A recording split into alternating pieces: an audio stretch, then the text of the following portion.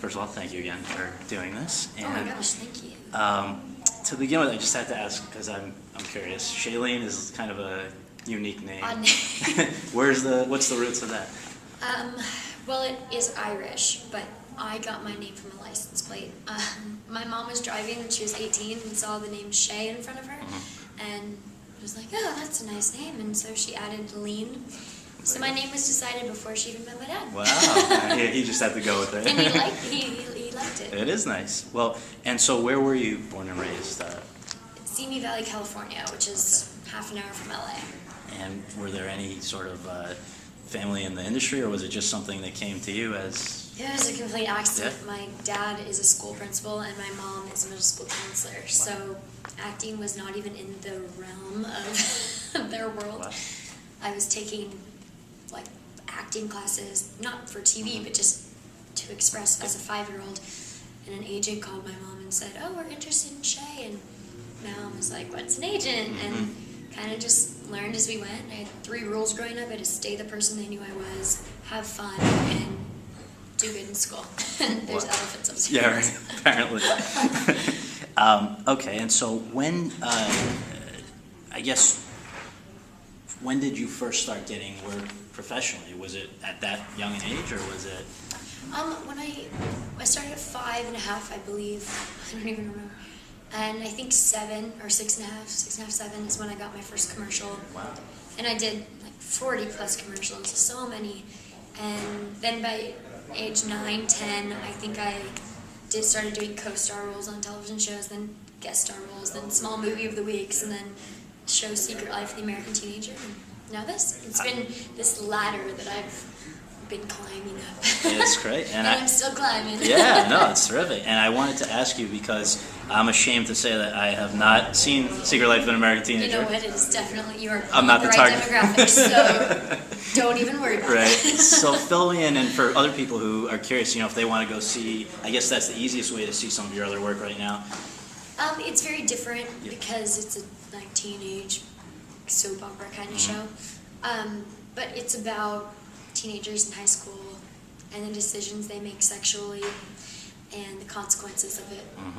And then the drama that goes on in high school between best friends and boyfriends, and yeah, it's a teenage soap opera. So speaking of school, how has it worked for you? Have you been throughout the process going to regular school or doing tutoring, and where are you at the moment? I booked the show the middle of my junior year, and I went to a public high school, and I obviously had to work full-time on the show, so I took the test to graduate high school at 16, and I got to work adult hours, no tutor on set, but I wanted to get my diploma because school's important to me.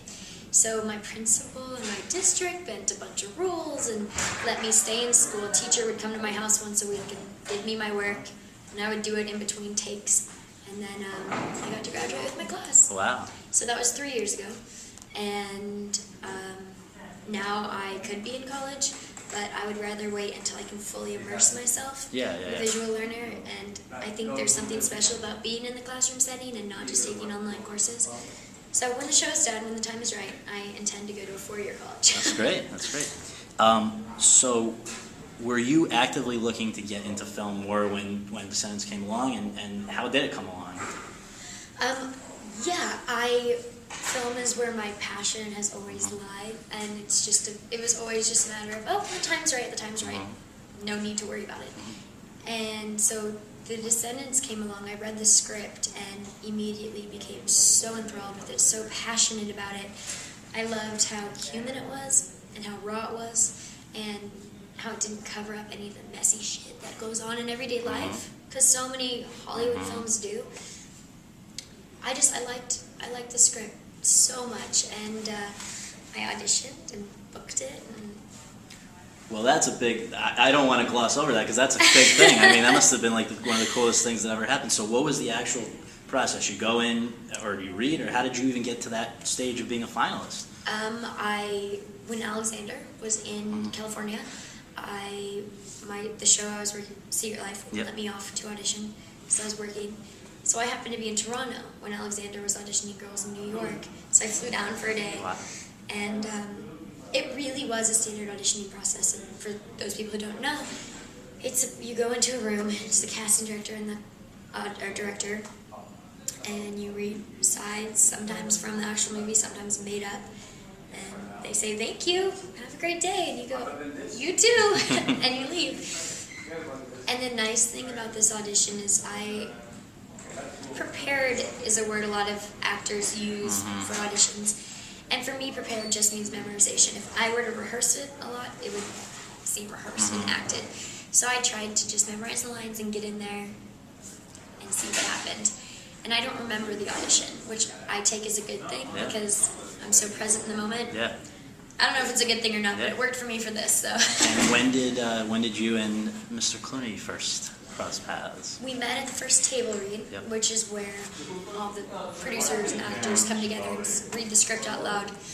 And at first, I wasn't intimidated by working with George Clooney until I saw him. And my heart started pounding, and I was like, oh, that's George Clooney.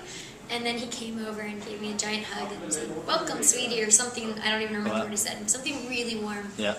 And from that moment on, he wasn't George Clooney in my eyes. He was George Clooney from Kentucky. Right.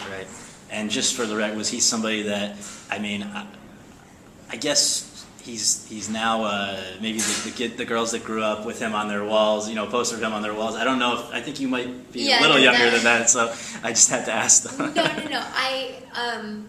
I had seen quite a few of his films, but not all of them, because I was young.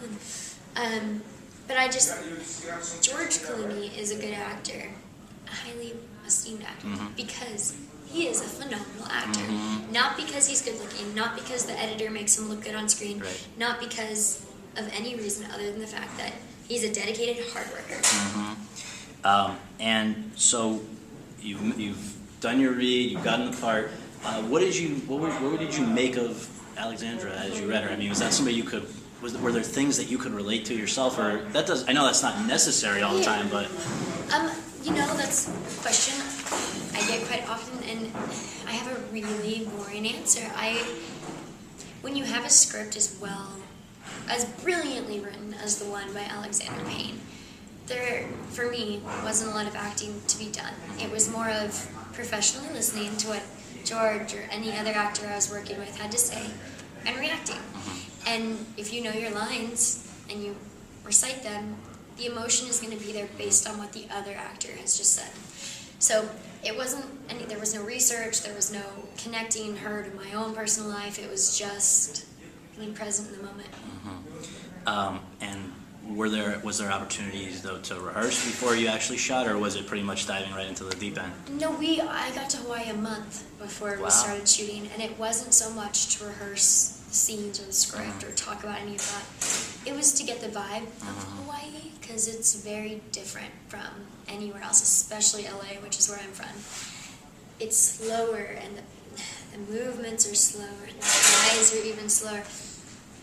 And so Alexander really wanted to make his film for the Hawaiians and have it be authentic, which is what I admire so greatly about him. And the other beautiful thing is, sorry. So now there's a lot going on. They just walked in. I was like,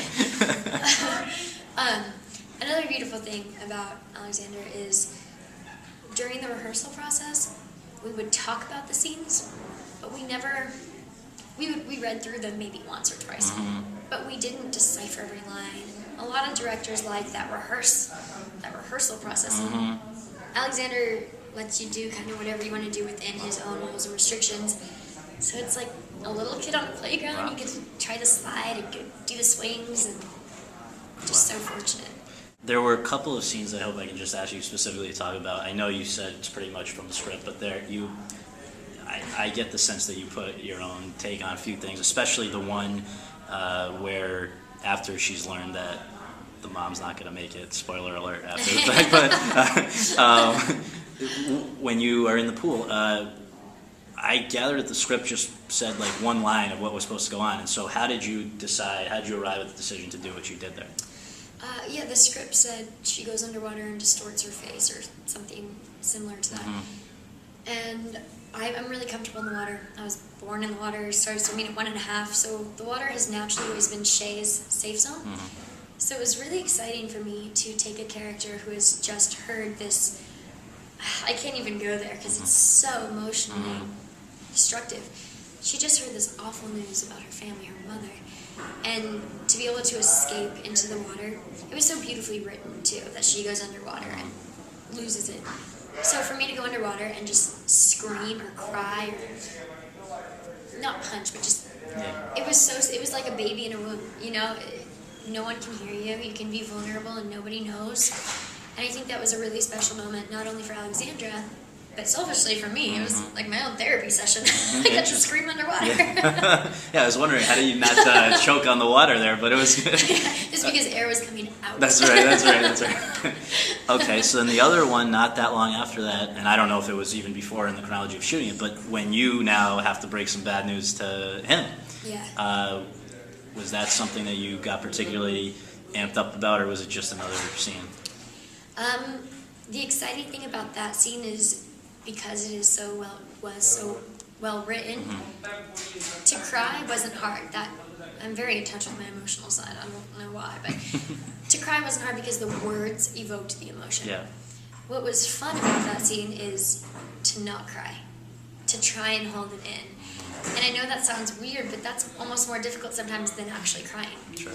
So, and then Alexander just created such a comfortable environment, and everyone was so respectful, and Alexander was like, we'll roll, and whenever you're ready, you let me know. Wow. And George was so available and so present.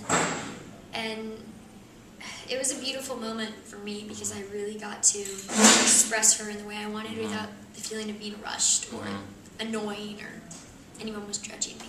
The third and the last interaction between you and his character, your character and his character, that I wanted to ask you about is towards the end, where it seems like he has redeemed himself in your eyes, or you've validated his hard work to try to be a better father at the end, where you stick up for him. And just if you have any memories of that you can talk about. When we're in the hospital room with and you Robert stick up. Forster? Yes. That was a great moment because in the beginning of the film, Alexandra and Matt, Alexandra especially is very estranged from her family, and Matt is too in a different way. I'd like to think that when she was younger, they had a very close relationship, and through a series of events in her life, they kind of became detached. So in the beginning, it's this constant battle. She's trying to prove something to her dad and still trying to be independent. And I think that scene at the end when she stands up for him, and when Nick Krause's character Sid stands up for him, it's so beautiful because it's the final arc of the story. It's the coming together and the recognition of her father. It's the first time I think she recognizes her father, or at least shows to anyone else that she sees him as a human being and not just as a dumb little toy there to entertain things. I thought it was full circle. Absolutely. You know, it completed the arc of dysfunction to still functional dysfunction. Right, which is probably the best most of us can hope for. So. Exactly. All right, so bringing this to a close, what did you make? I know we, before this, talked a little bit, but the whole Telluride experience where you see this along with everybody else, I believe, for the first time there, and you've heard this amazing reaction, not only to the film, but even specifically to your own performance, where people are now saying, you know, Oscar potential, all this stuff. What do you make of it all? I know that when I first saw the film, I loved it. And that's not coming from a pretentious, oh, I'm in the film kind of state of mind. It's coming from I think Alexander Payne made a beautiful piece of art. And all I could hope for is that other people like it too, you know? It's just my opinion.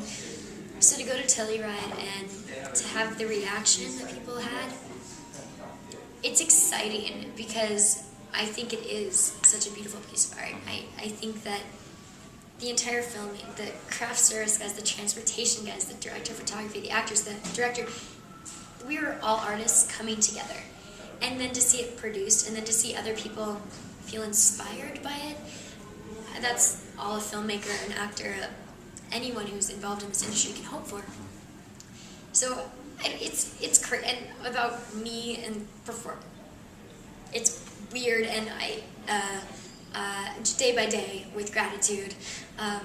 Jim Burke told me last night, he's the executive producer, he goes, you know, Shane, you need to start to learn to accept compliments, whether it's, oh, good job, you got an A on your test, or, oh, I like your hair today, or whatever it is, because I'm awful at it. And it's so bizarre. It's just a bizarre thing. Well, do you have any thoughts about the fact that, I mean, I'm sure to a certain extent right now people recognize you from the TV show and talk to you about, approach you about that, but seems like films reach a much larger audience than anything, and with them comes a certain degree of fame and celebrity and things that maybe you haven't yet experienced. And seeing other people, and particularly George Clooney, who's like the ultimate example of that, are you excited or nervous, or do you think it'll affect you in a certain way? I'm an artist. I'm not a celebrity or famous or a star, and I never, ever, ever will be, because that's not my goal. So when someone comes up to me and talks to me about the movie, it's exciting for me because I am so passionate about this film. I can talk about Alexander for hours, George for hours, Robert Forster for hours, Hawaii for hours. So it's exciting. It's like a new conversation starter, and I love people. But what I'm really excited about, and it took me a long time to get it and to understand it, is I have the ability to spread love and compassion back into the world, and that's why I'm here.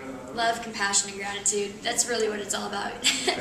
People have gotten so lost in their own drama that I think we've lost as a society those three very important things. So hopefully I'll bring them back.